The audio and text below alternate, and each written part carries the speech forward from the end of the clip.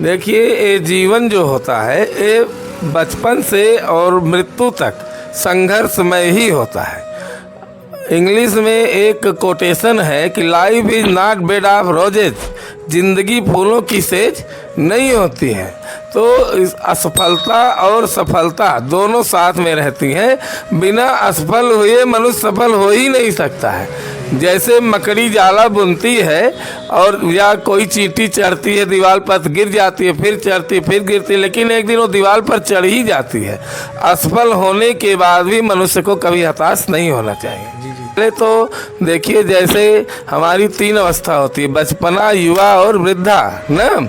तो बचपना तो खेल कूद के लिए होती है। हाँ, बचपन में कहते हैं धरा धाम सत्य है, जवानी में कहते हैं अर्थ काम सत्य है, लेकिन जब पिंजड़े का पंछी पिंजड़े से निकल गया तो सभी लोग कहते हैं राम नाम सत्य है। हाँ, तो बचपना तो खेल कूद की है, जवानी कमाने की है। कमाने में हमारे यहाँ विभाजन होता है। जैसे 10% हम दान पुण्य करें, 10% अपने माता पिता के लिए खर्च करें और 10% भविष्य के लिए रखें, कभी कोई दिक्कत आ जाए। हाँ, और उसका जो और बचता है वो जो है अपने जीवन में उसका उपयोग के लिए रखें। गुरु गोविंद दो खड़े काके लागी पाए, बलिहारी गुरु आपने गोविंद दियो बताए। नमस्कार दोस्तों, स्वागत है आपका आनंद मोटिवेशन में। दोस्तों, इस समय हमारे साथ एक ऐसी शख्सियत बैठी हैं जिनका परिचय के मोहताज नहीं है। मनोज पांडे जी महाराज जी हैं, जो कि गरीबों को प्रत्येक वर्ष कंबल का वितरण करते हैं। अपने चैनल में आप सभी को मिलाना चाहते हैं। नमस्कार महाराज जी, स्वागत है आपका हमारे चैनल में। बहुत बहुत धन्यवाद, सदैव प्रसन्न रहें के लिए। महाराज जी, आपके मन में कैसे उत्पन्न हुआ ये भावना कि मुझे इस तरीके से गरीबों को कंबल वितरण करना चाहिए? दान करने से आत्मसंतुष्टि होती है और हम इसी कार्य में लगे हैं और हम दान लेते हैं। तो हमारा भी एक शास्त्र के अनुसार नियम बनता है कि दान का 10% गरीबों में बांटा जाए, जिससे कि गरीब भी संतुष्ट रहें और हम भी संतुष्ट रहें, और उन्हें दान करने से आत्मसंतुष्टि प्राप्त होती है। इसीलिए जो है हम दान करते हैं। महाराज जी, आप कितने वर्षों से लगातार आप दान कर रहे हैं? लगभग 5 वर्ष हो गए। हाँ, 5 वर्ष से हम हर 17 दिसंबर को कंबल वितरण करते हैं और जो असहाय हैं केवल उन्हीं को ही हम दान करते हैं। जी जी। तो महाराज जी, कैसे आपको पता चलता है कि ये असहाय हैं और इनको ही देना चाहिए? और ये कई बार होता है कि आप असहाय के लिए लिस्ट बनाते हैं, लेकिन उसमें जो असहाय नहीं है वो भी उसका फ़ायदा उठा लेते हैं। तो कैसे आप इस चीज़ से बचते हैं? आप नहीं, ऐसा नहीं हो सकता है, क्योंकि असहाय उसी को कहा जाता है कि जो अब काम करने में अक्षम हो। जैसे विकलांग है या जिनके पति ख़त्म हो गए हैं, हाँ, जिनकी आर्थिक स्थिति बहुत दयनीय है, हम उनका पहले चयन करते हैं, एक सूची बनाते हैं और फिर उनको आमंत्रित करते हैं, फिर उनको हम कंबल देते हैं। महाराज जी, कई बार लोगों को लगता है दान देना यानी अपने पैसे को वेस्ट करना है। वो सोचते हैं जो दान में पैसा लगाएंगे उससे अच्छा है कि हम अपना जो पैसा वो लगाने दूसरी जगह पे लगा रहे हैं दान में, उसी पैसे को मैं किसी और जगह पे लगा करके मैं और फ़ायदा उठा लूँगा। तो महाराज जी, आप उनके लिए क्या करना चाहते हैं? फ़ायदा तो मनुष्य इस जन्म में लेता है, लेकिन दान जो होता है वो दूसरे जन्म में मिलता है। जैसे कि जो रोगी होता है, रोगी का मित्र जो होता है वो वैद्य होता है। उसी तरह से मृत्यु के बाद जो मित्र होता है, दानम मित्रम मरिष्यता, मरने वाले का मित्र दान ही होता है। ये हमको परोक्ष रूप में हमेशा प्राप्त होता रहता है। जी जी। महाराज जी, आज आप कुछ रामायण से कुछ ऐसी लाइनें जो हम सब युवाओं को एक दिशा देने का काम करें, तो कुछ। जीवन की सबसे बड़ी दिशा यही है कि मनुष्य अपने सत्कर्म को करता रहे, हाँ, और सन्मार्ग पे रहे, ईमानदारी से काम करे। तो जो ईमानदारी से करता है वो सदैव अग्रसर ही होता है। हाँ महाराज जी, देखा जाता है बहुत सारे माता पिता होते हैं जो बच्चों को कहते हैं पूजा पाठ में ज़्यादा उनका ध्यान नहीं देते हैं और सोचते हैं कि अभी ये पढ़ाई लिखाई करें, उसके बाद में जब ये बड़े हो जाएंगे तो पूजा पाठ करेंगे। तो महाराज जी, आपके हिसाब से बच्चों को जो पूजा पाठ करने का समय होता है वो कितने वर्ष का होना चाहिए? 5 वर्ष से पूजन पाठ प्रारंभ करना चाहिए। हमारे यहाँ ब्राह्मण के यहाँ नियम है कि 8 वर्षे भवेत कन्या 10 वर्षे च रोहिणी। 8 वर्ष तक कन्या, 10 वर्ष तक वो रोहिणी के रूप में होती है। महाराज ध्रुव को भगवान 5 वर्ष की ही अवस्था में उन्हें दर्शन दिए थे। और जो लोग ये सोचते हैं कि हम बूढ़े हो जाएंगे या इतने उम्र में हम दान करेंगे, पुण्य करेंगे, ये कोई ज़रूरी नहीं कि हम बूढ़े हो ही जाएं। कोई भाई, मृत्यु तो हमेशा साथ में ही रहती है। मृत्यु सन्निहितो हमेशा साथ में रहती है। तो ये ज़रूरी नहीं कि हम आप वृद्धावस्था में ही आए, युवावस्था में भी हमारी मृत्यु हो सकती है। तो जब मनुष्य को समय मिले तभी वो भगवान का नाम ले, दान करे, पुण्य करे, पूजा करे। पूजा पाठ का लाभ हमें हमेशा प्राप्त होता रहता है। महाराज जी, बच्चों की नैतिकता और संस्कार कैसे, किस प्रकार से उनके अंदर विकसित किए जा सकते हैं, उसके लिए थोड़ा सा बताइए। संस्कार देना तो माता पिता का कर्म होता है। माता पिता प्रथम गुरु होते हैं।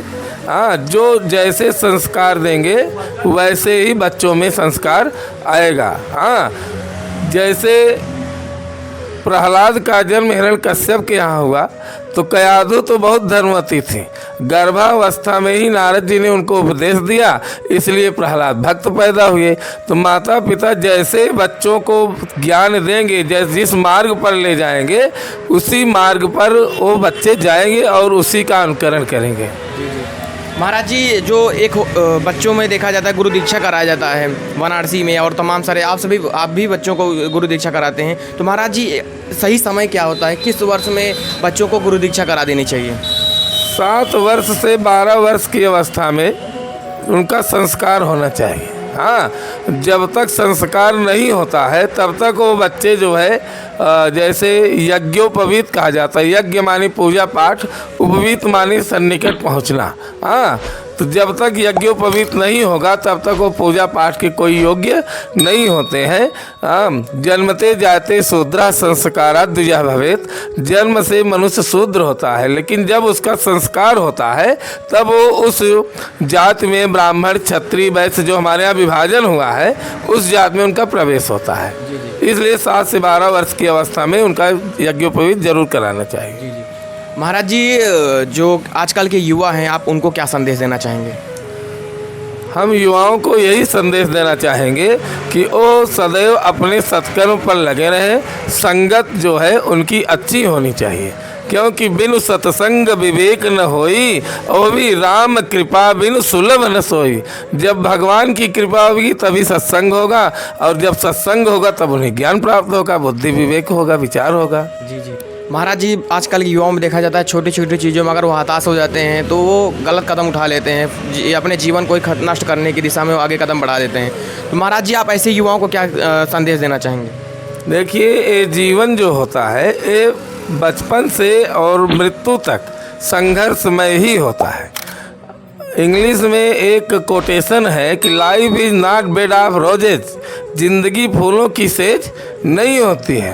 तो असफलता और सफलता दोनों साथ में रहती हैं। बिना असफल हुए मनुष्य सफल हो ही नहीं सकता है। जैसे मकड़ी जाला बुनती है और या कोई चींटी चढ़ती है, दीवार पर गिर जाती है, फिर चढ़ती, फिर गिरती, लेकिन एक दिन वो दीवार पर चढ़ ही जाती है। असफल होने के बाद भी मनुष्य को कभी हताश नहीं होना चाहिए। महाराज जी, देखा जाता है आजकल के जो बच्चे और माता पिता में संबंध देखा जाता है, भय का माहौल देखा जाता है। तो आपको क्या लगता है, एक बच्चों और माता पिता में प्रेम का माहौल होना चाहिए, निडरता का माहौल होना चाहिए, या भय का माहौल होना चाहिए? देखिए, बिना भय के विवेक नहीं, बिना भय के मनुष्य जो है नियम का पालन नहीं कर पाता है। हाँ, भय भी होना चाहिए, लेकिन माता पिता का कर्तव्य उतना बनता है कि उतना भय दें जिससे बच्चे संकुचित ना हो, उनकी बुद्धि संकुचित ना हो, डर के मारे वो कुछ पूछ ना सकें। उन्हें प्रेम के साथ जो है समझाना चाहिए। ये जो है उन्हें प्रेम से समझाना चाहिए, लेकिन उनको कुछ भय जरूर देना चाहिए, क्योंकि भय के बिना वो अनुशासित नहीं रहेंगे। महाराज जी, आप निरंतर कई वर्षों से आप सेवा करते आए हैं समाज में, जो कि अपने आप में एक मिसाल है, और हम चाहते हैं आजकल के युवा भी इस प्रकार से कदम उठाएं आपके जैसा ही। तो आप उन युवाओं के लिए क्या कहना चाहेंगे? हम युवाओं के लिए यही संदेश देना चाहेंगे कि पहले तो देखिए, जैसे हमारी 3 अवस्था होती है, बचपना, युवा और वृद्धा ना। तो बचपना तो खेल कूद के लिए होती है। हाँ, बचपन में कहते हैं धरा धाम सत्य है, जवानी में कहते हैं अर्थ काम सत्य है, लेकिन जब पिजड़े का पंछी पिजड़े से निकल गया तो सभी लोग कहते हैं राम नाम सत्य है। हाँ, तो बचपना तो खेल कूद की है, जवानी कमाने की है। कमाने में हमारे यहाँ विभाजन होता है, जैसे 10% हम दान पुण्य करें, 10% अपने माता पिता के लिए खर्च करें और 10% भविष्य के लिए रखें, कभी कोई दिक्कत आ जाए। हाँ, और उसका जो और बचता है वो जो है अपने जीवन में उसका उपयोग के लिए रखें। महाराज जी का बहुत बहुत हमारे चैनल में धन्यवाद और महाराज जी को कोटि कोटि हमारा प्रणाम। इसी के साथ दोस्तों आप सबसे लेते हैं अलविदा। जय हिंद, वंदे मातरम।